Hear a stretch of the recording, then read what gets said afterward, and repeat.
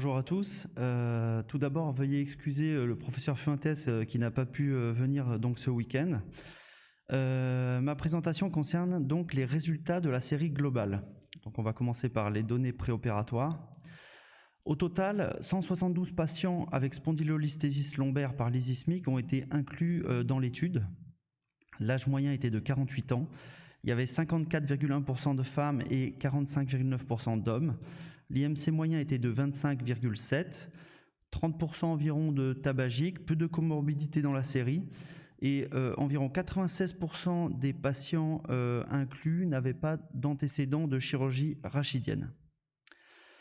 La majorité des patients de la série sont des patients qui étaient actifs, avec 57% de patients qui avaient un travail dit sédentaire.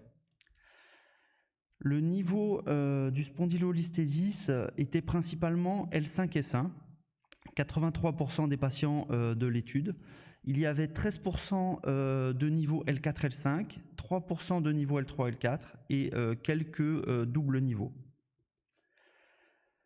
61% des patients de l'étude avaient donc un spondylolisthésis de grade 1, un tiers environ avait un spondylolisthésis de grade 2 et 8 patients seulement un spondylolisthésis de grade 3.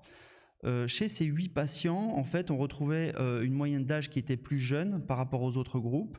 Et dans le groupe de grade 3, il n'y avait pas de femmes qui étaient recensées. Concernant l'IMC, il n'y avait pas de différence significative entre les différents groupes.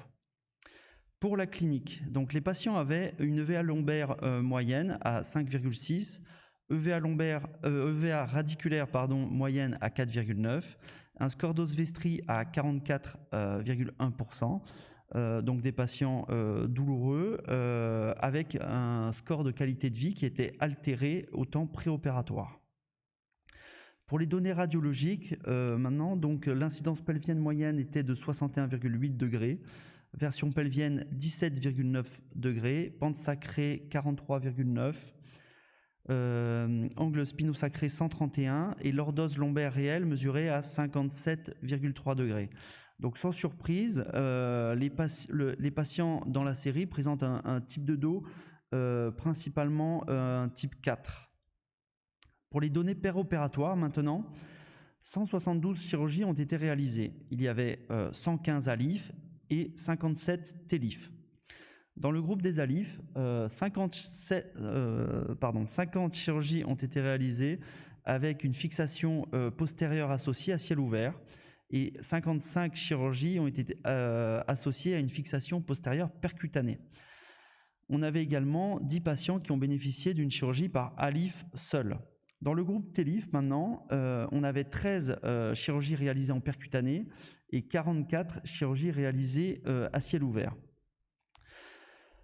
Concernant le groupe ALIF plus fixation, ces chirurgies ont été réalisées la même journée, donc lors de la même anesthésie. Concernant le recalibrage, 44,8% des patients n'avaient pas de recalibrage associé à leur intervention chirurgicale.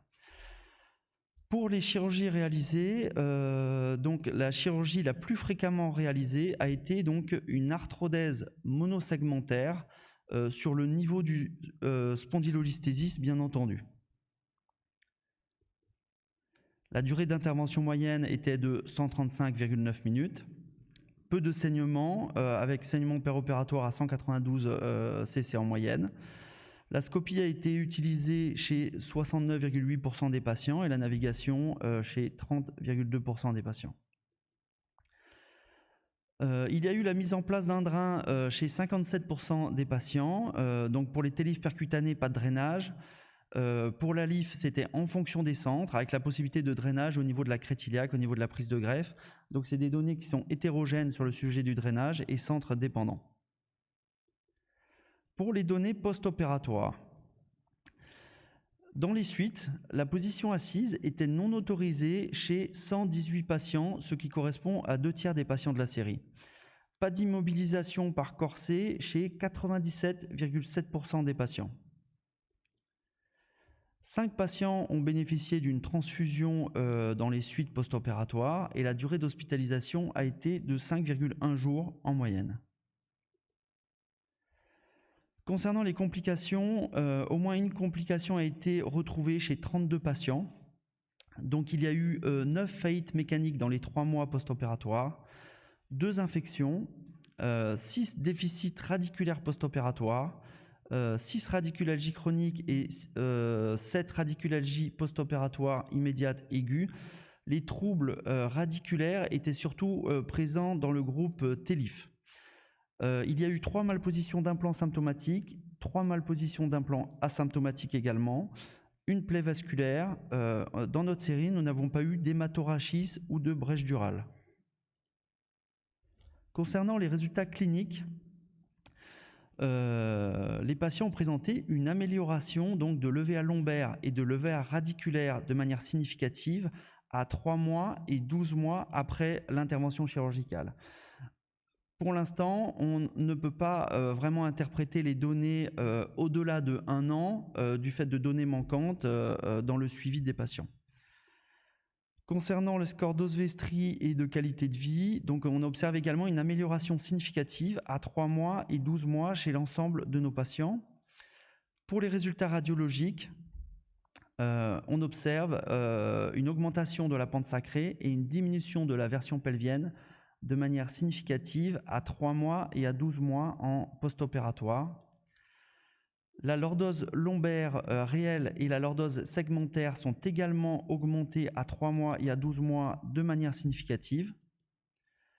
Et l'angle spino-sacral est augmenté à 12 mois en post-opératoire de manière significative.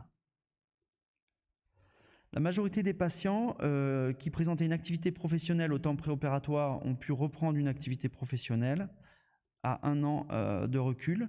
Et concernant le grading de la fusion, donc à 1 an sur le scanner selon la classification de Linky, 50% des patients de la série présentaient un grade 1, un tiers des patients présentaient un grade 2 et seulement 15% des patients présentaient un grade 3 ou 4. Merci de votre attention.